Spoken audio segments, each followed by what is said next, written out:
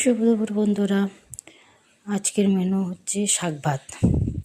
Actually প্রেগনেন্সিতে শাক খেলে নাকি বাচ্চার চুল ভালো হয়, তার জন্য আমি বরকে বলেছিলাম শাক আনতে। তো এমন শাক, এত শাক এনেছে যে আজকে শুধু শাক ভাতই করতে হয়েছে। এখানে ছিল পুনকা শাক, যেটা পোস্ত দিয়ে করেছিলাম।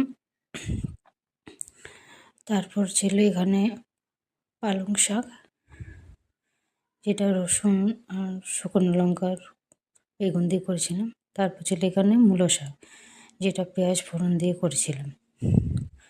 আর সাথে একটু আলু মাখা করেছিলাম, আর কুঁদরি ভাজা করেছিলাম। যেহেতু আলু না থাকলে ভালো লাগে না খেতে, তাই একটু আলু সেদ্ধ তো থাকবেই। আর সাথে এখানে ডাল করেছিলাম, একদম পুরো করে মসুরের ডাল করেছিলাম। আজকের আমাদের এই মেনু। আপনাদের কি মেনু অবশ্যই কমেন্ট করে জানাবেন। টাটা।